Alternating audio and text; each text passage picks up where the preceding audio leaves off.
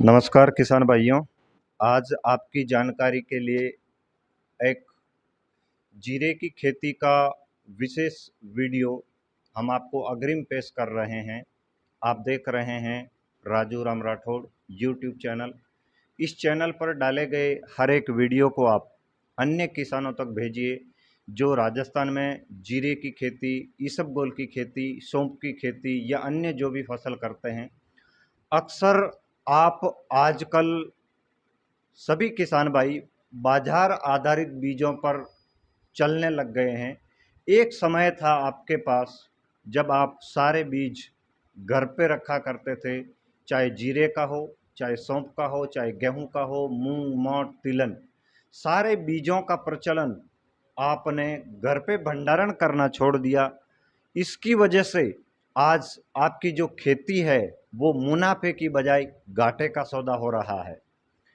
आज आप इस बदलते परिवेश में सभी किसान भाई मौसम की अनुकूलता नहीं रहने के कारण भी परेशान हैं। आप सबको पता है पिछली फसल आपने जो कपास की लगाई उसमें अब उखेड़ा आ गया है। एक समय पहले था जब आप देसी बीज गाय के गोबर और दही में उसको मिक्स करके लगाते थे तो आपकी कपास की फसल में आप कपास की बिनाई 3 बार 4 बार करते थे। पर आज नवरात्रि आने से पहले ही सारे के सारे खेतों में आपकी फसल कपास की चौपट हो गई।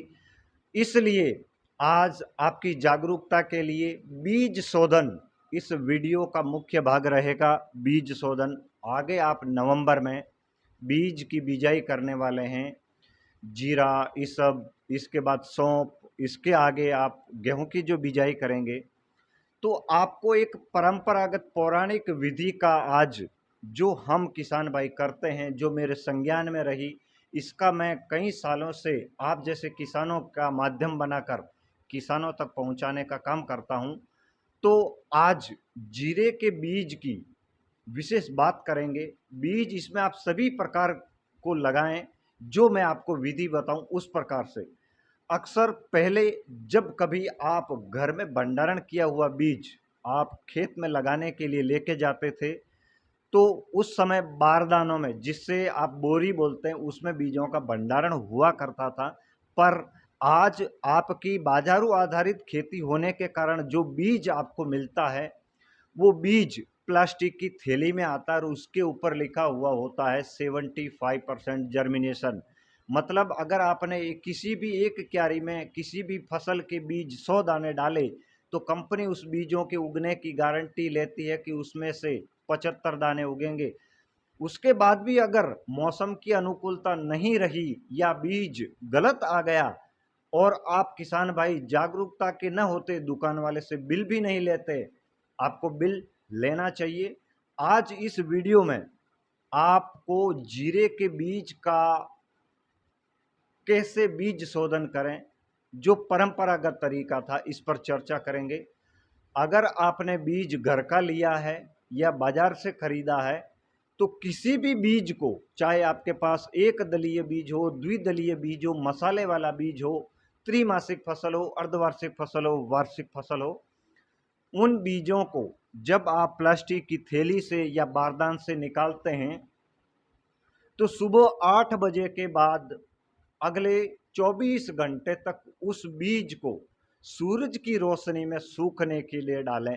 क्योंकि आपने जिस जगह बीज भंडारण करके रखा है वो बीज 12 महीने पुराना था तो उसमें सर्दी भी लगेगी, बरसात भी लगेगी और गर्मी का मौसम भी वो सहेगा।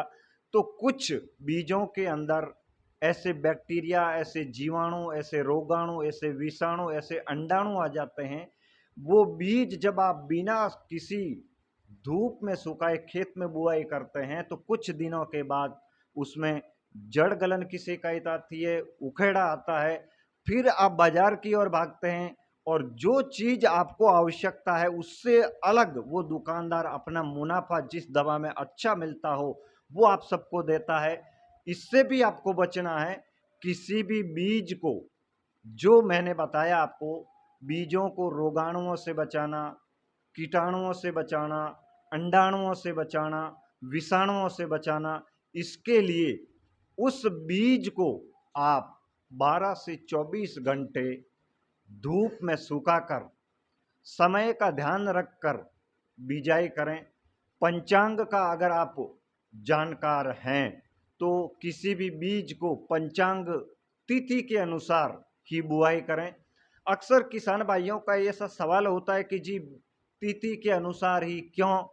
देखिए, अगर आप मकान बनाते हैं, नींव का मुहूर्त शुभ दिन, शुभ तिथि और शुभ आदमी के हाथों करवाते हैं, सत्संग प्रोग्राम आप शुभ तिथि के अनुसार तय करते हैं, बच्चों की शादियां आप सही तिथि के अनुसार तय करते हैं, तो ये आपका आपके बच्चों का भरण पोषण करने वाली धरती माता जो आप बीज बिजाई करते हैं, मेरा आपसे अग्रिम इस वीडियो को देखने वालों से भी आग्रह है, आप बीजों को बिजाई करने से पहले तिथि जरूर देखें। एग्जाम्पल मैंने आपको बता ही दिए।